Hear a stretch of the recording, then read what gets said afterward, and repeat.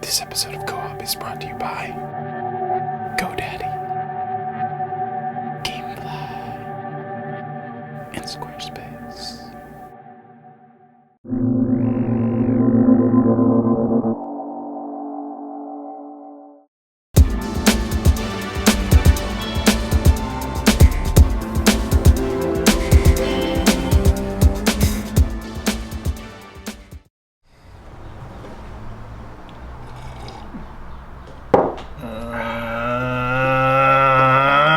I feel like shit. Ugh. What's wrong, dude? Yeah. I almost missed my bus, so I didn't get my Starbucks this morning, man. Yeah. Your bus did you a favor, dude. Shit bucks. Jesus. Why don't we just go get some real coffee? So what makes this like coffee more realer than like Starbucks? I mean, It's not diarrhea in a cup. It's a start. Dude, it has flavor. Flavor. Exactly. well, I'm hungry. Is there food? Three Yeah. words, buddy. Bacon, apple, maple, donuts. You just made a fact right there. Hey, wait a second. That's 4 words.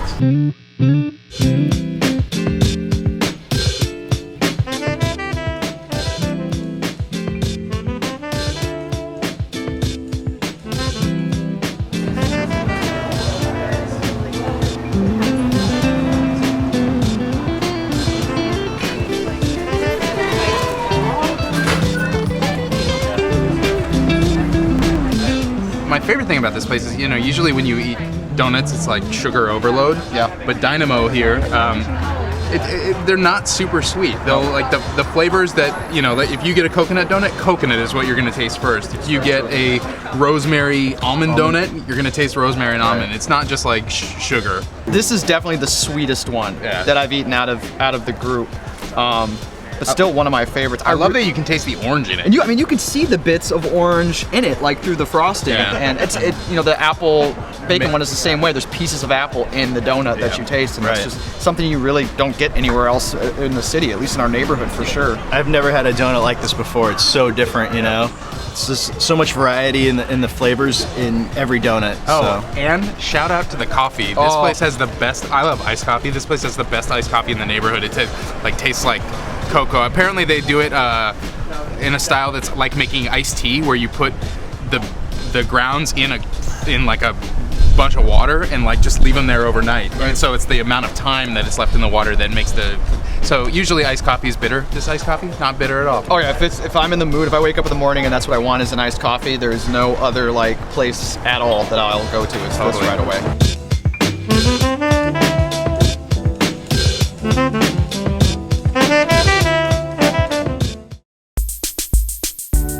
The thing I like about you most is you'd run away with me.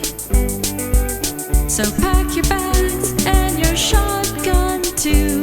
We might run into zombies.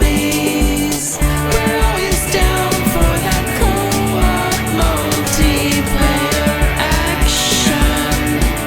We're always down. We're so down. We're so down. We're so down for co-op. We're so down for that co-op action.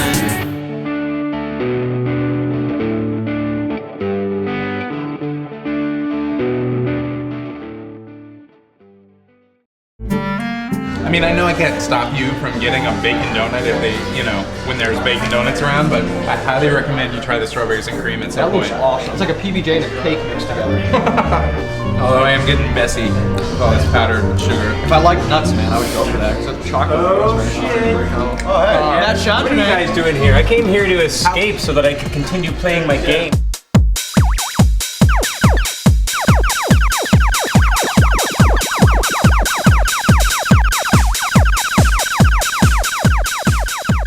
Tell me you played Infinity Gene already. Oh, I played it last night. Ah, okay, cool. I've been playing it like ever since Che tweeted about it yesterday, and I downloaded it.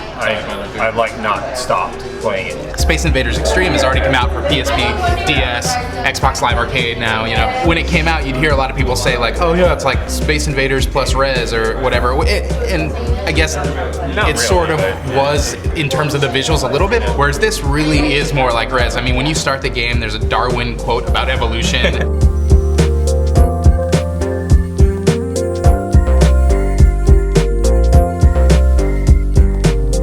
Evolution theme it's something that carries out through the whole game. All the stages, I assume, are terms that would be familiar to somebody who's a genetic engineer. And when you start the game, it's black and white Space Invaders, and the only thing you do is move your character left and right, and it automatically fires. And I think that's a smart idea. It is a smart idea, and that's actually an option that you can turn off. I don't know why you would. Yeah, that's crazy. Yeah.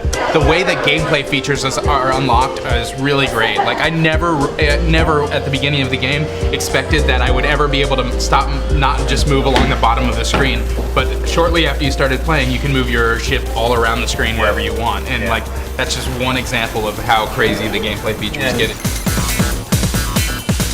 I finished it pretty quickly. The story element is really short, but you're not done. There's like, I've been unlocking stuff ever since then. And so far I've unlocked 18 extra stages.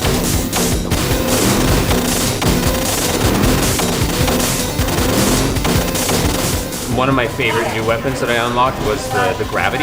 It fires little bursts and creates gravity wells that sucks in all enemy shots and all enemies that are near it, explodes them.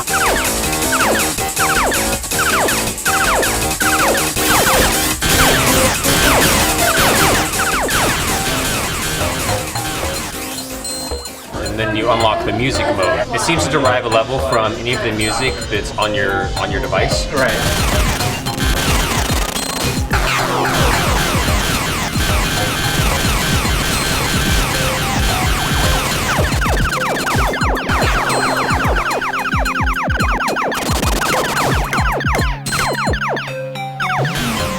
It doesn't really seem to matter what the music is so much, other than it's the length of the stage. But I did notice when I put in the Chemical Brothers stage, it was flying by really fast. So maybe it has something more to do with the BPM.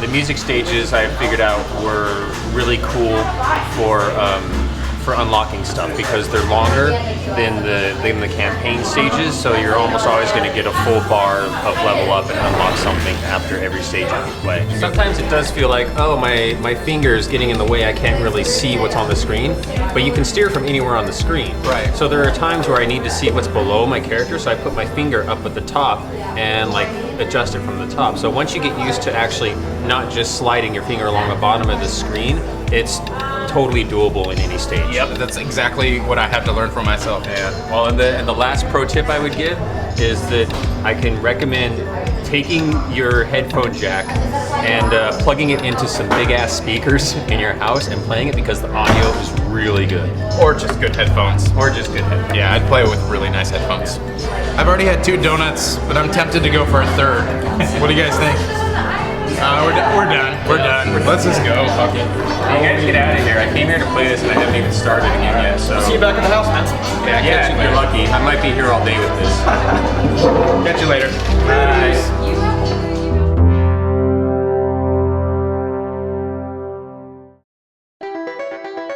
If you want to make an impact online, GoDaddy.com has what you need. .com names as low as $1.99, plus world-class hosting, fast and easy website builders, and much more.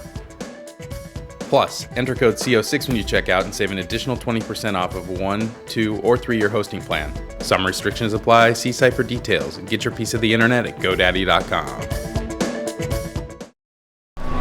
Oh man, that was amazing. That place is great. Super good. Yeah. So, what's for lunch? We just ate. Serious? We just had a donut with fucking bacon in it. I'm a growing boy. Come on. Horizontally, maybe. Jeez. Well, dude, we can go to St. Francis. It's right up here. That's a good idea. Sounds great. Let's go. All right. So, where is this place, guys? I'm hungry. It's right here. Yeah. Oh. Yeah, we're here. This is it. See, Okay. St. Francis, candies, ice cream, lunches. We're here for lunches. We are here for lunches. Well, breakfast. Too. Yeah, all day. Right. Sweet.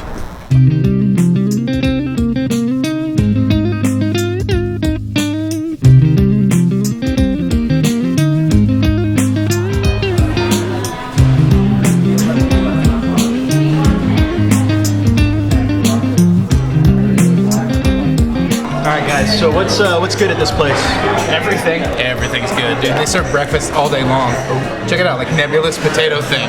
A large plate of home fries topped with melted cheese, fresh salsa, sour cream, and green onions. It's amazing. The home fries too. The thing with them. You can get them well done. So, you know, they'll like leave them in the fryer longer. It's awesome. It's not on the menu. It's a secret. Oh, well, I'm definitely getting breakfast. My favorite thing to do is to break my egg, dip my toast in it, get a little bit of potato in that. You are a monster, sir. It's so good. Honestly, like when I first started coming to St. Francis, I didn't think that, I was like, this is pretty good breakfast or whatever, but I didn't think it was like the best breakfast around. But I started going to all these other breakfast places around, you know, San Francisco to compare, and what I realized is that their bacon and their home fries are so much better here than at any other breakfast place that it's no one else can even compete. They also have great like huevos rancheros here, and their burgers are good. So highly recommended if you want American diner food, and it's even vegan and vegetarian friendly. So I haven't had the biscuits and gravy here before, but it's like a favorite of mine for sure. A favorite breakfast I like. Really, really good. Biscuits are like super thick, really, really like fluffy and creamy. It's really filling too, which is great. I think the two of them are going to be perfect. You know, breakfast all day, how can you beat that? You know what I mean? love it.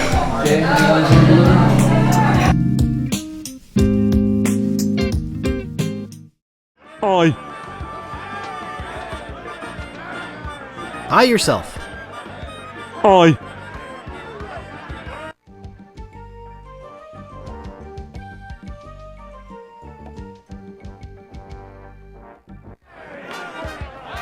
So, tell me about Loom. So, tell me about this game, Loom. Oh, well, you know, I had to, yeah, of course, since we're talking about Monkey Island, I had to rep my uber dorky little piece of paraphernalia here from That the is original. super. Where did you get that? It's actually, it's a custom made button, so it's okay. kind of super dorky, but you know, I mean, I had to rep it. I didn't know it was coming out until somebody was like, hey, you should play Monkey Island. And I was like, I played it like 20 years ago. What's the big deal? It's like, no, there's the new version. Have you been spending time with the special edition or with Tales of Monkey Island, with the new content?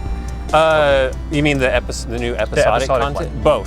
Both. Like I played the Monkey Island special edition. I played it all the way through because I was like, yeah, you know, it's been like 20 years. I need a refresher. Yeah, exactly. Yeah, I downloaded it for Xbox, and I mean, it was one of the things that was announced at E3, you know, and it was actually the thing I was most excited about because Monkey Island was something that I grew up with, and adventure games, you know, are sort of my heart and soul of my gaming experience, and it is just so exciting to see that there's this collective, you know, effort and excitement about releasing adventure games into the modern gaming sphere, because, you know, the golden age of adventure games is kind of has been gone away for a while.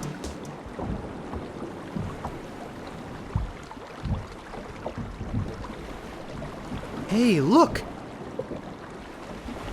We've made it to Monkey Island! Let us know when you've found the governor.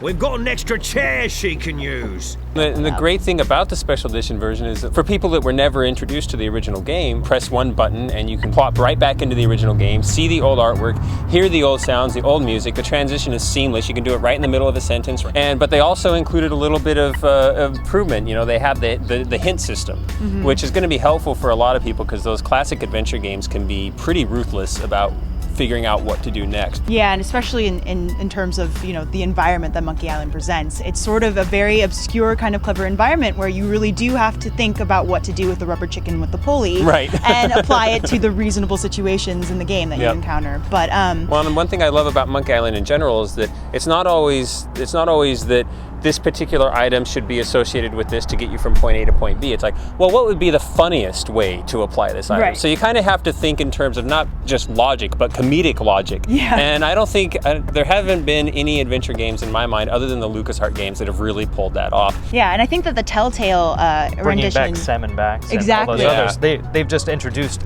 that genre to a whole lot more people. Thank God. They've made it accessible, and they've done it in a way that really resonates in a new, modern, kind of fresh way. Like Tales of Monkey Island has, it's spot on with the exact same kind of humor that's in Monkey Island. The guy who does the voice, I think it's like Dominic Armato.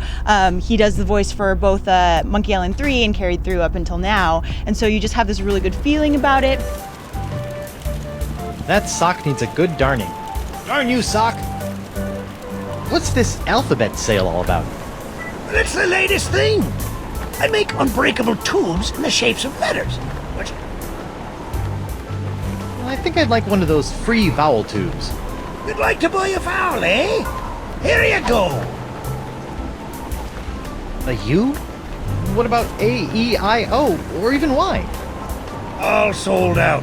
All we got is U-tubes these days. I mean, they're just so tongue-in-cheek. Like, you get a YouTube, which is Right. the last two, and they totally pull jokes out of that. So it's modern and it's fresh, but it's still applying these sort of odd objects in this totally created world, and Yep.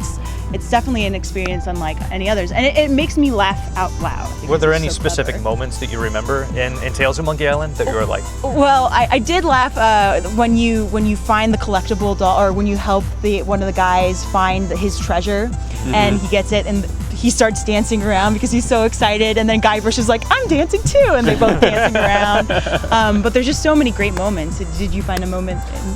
I just liked the little dolls when he just has that huge speech about the pink Power Ranger thing. Like, Yeah. I just thought that was really cute. What in the name of Davy Jones's closet organizer are porcelain power pirates? They're the rarest and coolest action figures ever. I've been tracking them with the Porcelain Power Pirate treasure maps hidden in special boxes of Porcelain Power Pirate pear flavored breakfast. And obviously, it would fail if it wasn't well written and it wasn't well voice acted and didn't have, the clever Monkey Islandisms that we've come to expect. Monkey Islandism is a very good way to put it. Well, yeah, because right in the beginning, it's like, all right, I have this root beer, and I know that this root beer is going to need its fizz before I can take out LeChuck. Jesus Christ! But before I can take out, I know. Before you're gonna take out LeChuck, you know that you need the fizzy root beer, and it's like, all right, well now I don't have it anymore, so now I need to make this new formula, and I need to make it out of the stuff that's around me, and it's like, do you see a plant? You're like, yeah, I'm gonna need a root from this plant. Yep. And the other great thing is that in Tales it does introduce sort of little gems that are found from people who have been playing Monkey Island for a really long time. So in the case of the plant, that's Chuck the Plant, which tends to show up in the other Monkey Island games, and you can engage in the same way that you would in the past games. And it's nice to see too that the voices or the products of people like Tim Schafer and Ron Gilbert are still living onwards and fresh. And I mean, they're making their own games too. So I'm very happy that that adventure games are alive and well, and they're breathing, and they're coming back. I got this scar on my face during a mighty struggle. I hope now you've learned to stop picking your nose. I think that one of my favorite parts. Oh, there's so many. There's so many of them. One of the things that's really great about Monkey Island is, of course, the insult sword fighting. So it's not action based. You fight like a cow and things like that, and it totally surprises you, and it's really great. But I think one of my favorite moments is when you're on Monkey Island itself and you go and you find the cannibals. And first of all, the cannibals they're cannibals, but they're kind of health conscious, so they're debating whether or not to eat you because they have heart problems or something. Right. Maybe we should just eat him right now. Do you have any idea how much cholesterol is in one of these things? You're high in cholesterol, and it totally places the original Monkey Island in its time period.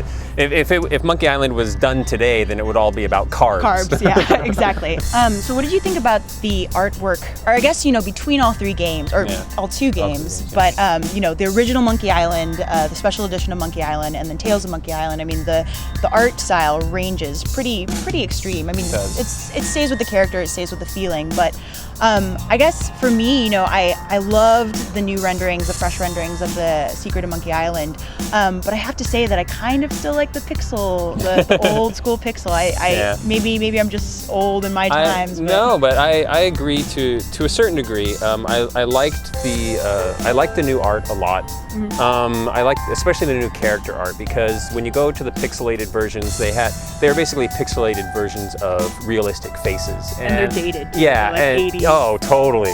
And it's like Elaine looks like she's straight out of a Van Halen video. It's amazing.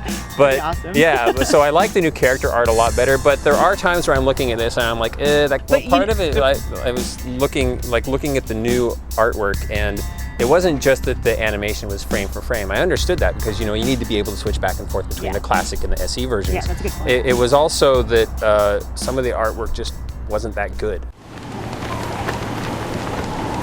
For Tales of Monkey Island, the controls are a little bit different. Yeah, Some people had problems with, you have instead of you're moving your mouse to the edge of the screen to move, and some people really didn't like that. But I thought the controls worked really well. I never had any problem moving anyone around. Yeah, I think it takes a little while to get used to at first, because it's sort of, for a point-and-click adventure person, it's like point-and-drag adventure, so it took me a while to get used to it. But actually, it was kind of fascinating and fun to see Guybrush, moving really fluidly across the screen after I got used to it. I ended up just using WASD, so I'm kind of probably in the camp that you spoke of, where I didn't really like the new controls that much. I always found it really intuitive. After like 20 minutes or so, I felt I could move around and run real easily. One thing that they're changing for Tales of Monkey Island is that they're making it's still an episodic game like the Sam & Max games, but it's not a game that you can just jump into from anywhere. You have to start from the beginning and go through from the beginning. Well, and I think it's also really interesting when you look at the other attempts that people have made into episodic gaming.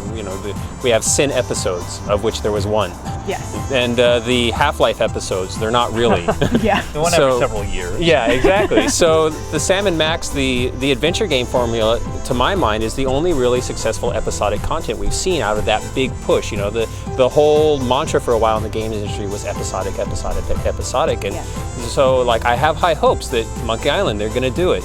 Strong Bad did it, Sam & Max did it. So the adventure game seems to be, all right, here's where adventure games make the most sense, is this type of content. And if it's as good as Tales of Monkey Island 1 is, I'm going to keep playing them all the way through. Yeah. And adventure games do it so well. The recent Watchmen game also tried to be episodic, but episode 2 just came out. It's just another brawler. It just feels like a whole lot of the same thing. But in an adventure game, since it's so narrative-based, since it's so story-based, you can have the same thing. You don't have to introduce new mechanics each time. It can be really exciting and really fun just to have new story. Yep. I found your membership card. Keep it. In my book, possession is 7/12 of the law. I was told there would be no math. What's wrong, Billy? No money for new games? Well, try GameFly. GameFly is the largest online video game rental service and offers you a choice from over 6,000 new and classic titles across all consoles and handhelds. With plans starting at $15.95 a month, GameFly members can rent 1 to 4 games at a time and keep them for as long as they like. There are no late fees, no due dates, and shipping is always free. Once you're done playing a game, send it back and GameFly will send you the next available game on your list. If you really like the game you're playing, simply click Keep It on the GameFly website and the game is yours, at a discounted price. GameFly will even mail you the case and manuals free of charge. Co-op fans will get a 2-week free trial when they go to gamefly.com/co-op. Some restrictions apply, see site for details.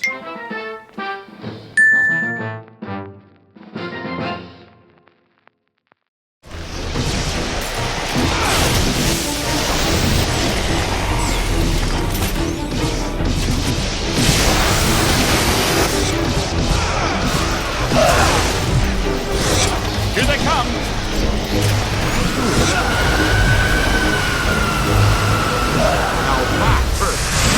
Well done. Kind of like Ghostbusters 2.5. Just because, you have the original story, but they kind of went out of their way to pay homage to the original film. It's like every little excuse they could find to. Right, you got the Stay Puft Marshmallow Man in it's there. like, oh, guess who's back? Stay Puft's back.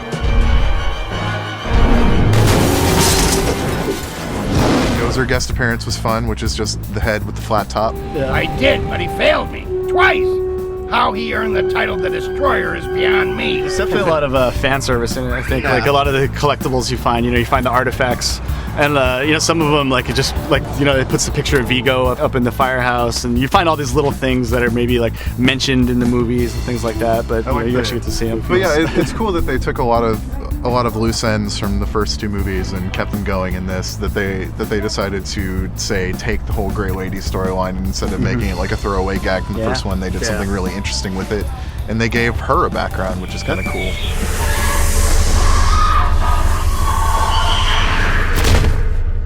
That's your cue, killer. Go get him. I really like the puzzle elements with the like slime tethering, like when you're in the library and you pass through to the other dimension of the library, walking up the steps, trying to dodge the haunted books flying at you. There's these floating platforms all around, and you have to figure out which one to grab next and slime tether it so you can get up to the next portal to get to the next part of the game. I think little puzzle moments like that was really fun for me. I really liked how they handled the fact that you're sort of this new character, instead of like, oh, I'm playing as Venkman now, or oh, I'm playing as Egon now. They're just like, okay, you're this new guy. Hey, it's the new cadet. Welcome aboard. What's your name again, kid? It's actually funny, he's a friend of mine who was one of the producers on the game before it left Vivendi. And it's funny because like any cutscene I see, I'm like, I know that dude in real life. This is a little creepy. But I liked how they kind of did that. It was like you're just this new guy and you're learning the ropes and you're learning how to use stuff. It's not like, oh, we're just gonna throw you in and make it seem like you're just playing as one of the guys. Very nice, cadet. You've got some real promise. As far as the combat goes, what did you guys think?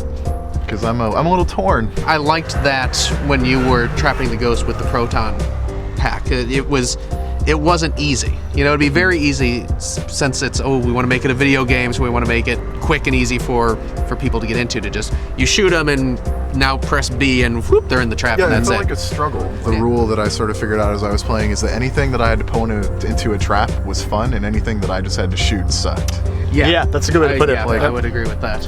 One of the big appeals of the Ghostbusters movies to me was that it was always this kind of blue-collar guys, just, it wasn't really a glamorous job. It was, they're exterminators, and it was kind of a dirty, and it was hard work and not always a lot of fun, and having to sit there and fight with a ghost for like 2 minutes slamming around and stuff really sort of helped sell that. And the other thing that helps sell it in this game is the sheer destruction of everything around you. And one of the achievements was over $30 million worth of damage, or under 200,000. And within 5 minutes, I was like, I'm definitely not getting that 200,000 one. I tried, like when you're going through the Civil War Museum, and there's like all these different setups. I'm in there just trying to blast everything. I was actually surprised. There were a couple moments that kind of creeped me out a little bit. Like, I don't want to say it's like a survival horror game or anything like that, but like the part when you're in the library and you come into like the little kids area and stuff, you hear the voices. You see, it's like, that's a little creepy. I think they're trying to tell us something. That's one of the things that kind of helped set the tone from the movie into the game. Even the original scene in the first movie, the library. Oh, that scared the shit out of me when I was a kid. Scary scene when you're watching that as a kid. It drops from whimsy to seriousness and terror pretty quickly, which is kind of cool. Exactly. Not everything is slime and goofiness. Now I got you. What? Oh no, kid, look out! It's coming your way! I really like that they stuck with it and got the original cast to do the voices. I mean, it just wouldn't have been the same if they got like the cartoon cast or something. Or the fake Ghostbusters. Hey, how come this mump gets all the new stuff? He's our new experimental equipment technician. He gets a cool title, too? It means he gets to carry around a bunch of untested, extremely dangerous hardware that, if not handled correctly, could blow him somewhere into New Jersey.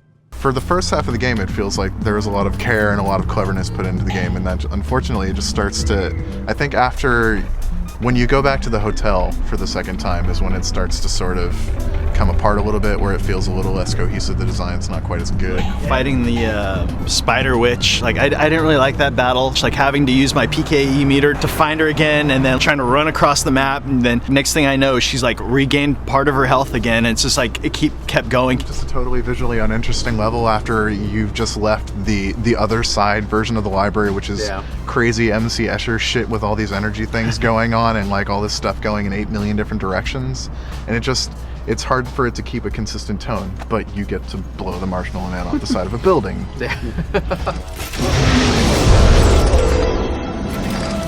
Boson darts!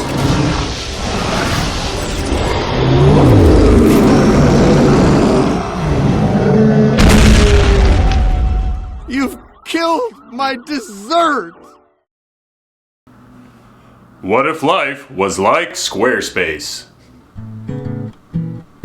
Squarespace is a publishing system for anyone looking to build a blog, portfolio, or any kind of website.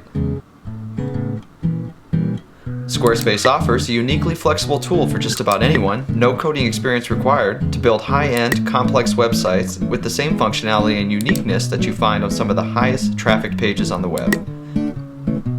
Good taste not included. Sign up today and use promo code COOP.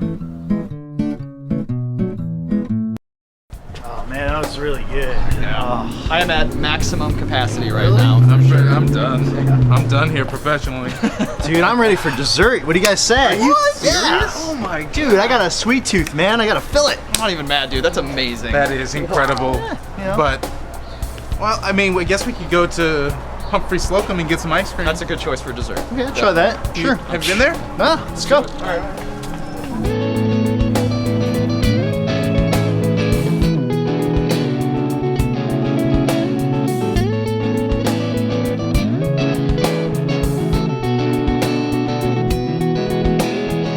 Every time I come here, dude, it's the different flavors that they bring every time. I know. And it's stuff that you really can't get like anywhere else. Where can you get bourbon flavored ice cream with cornflakes in it? You know? Or like this new one that this is pine nuts and rosemary, I think. Really? Yeah. It's crazy. And I got some secret breakfast, my bourbon and cornflakes down at the bottom there. Yeah, that's a great yours is like my go-to. It's the balsamic caramel. Oh, that's a good one. I usually get that every time, but this time because of the new rosemary pine nut flavor, I had to change it up. Yeah, I noticed too, they, in quotes, they wrote, it's vinegar, stupid. You know what that reminds me a little bit of those cute caramel candies that you could get as a kid. It's so good. I love one of the first ones that I tried here that's like super delicious and that actually is back on right now is they have a lime sorbet, but it's got chili in it. So like it tastes like lime sorbet on the first bite, and then as it kind of melts into your mouth, there's this like spiciness that comes in at the end, but it's like 5 seconds after you've taken the bite. It's just really incredible. I would advise all of my friends, you know, if coming to the Mission to visit, that they should stop by this place and get some ice cream. It's a no-brainer for sure. I feel like Los Angeles has had some kind of like cool gourmet ice cream places, you know, for the past like 3 or 4 years, but it really took us a while to catch up, and I'm glad that this place is so close to where we live. You know, after my nebulous potato thing, I was pretty done, but now I'm done. Really? I got done nothing here. left. Guys, it's almost 6:30. We should probably be thinking about dinner. You know what I mean? Are you fucking kidding me? You are out of your I'm serious. We've man. been eating for 4 hours straight. I didn't think really? that. You know, I thought we were just going out for donuts and coffee, and then all of a sudden, is your brain even attached to your you're stomach? crazy. I get hungry, man. How about like maybe some like fish tacos or a light salad or something? Dude, I can't even think about it.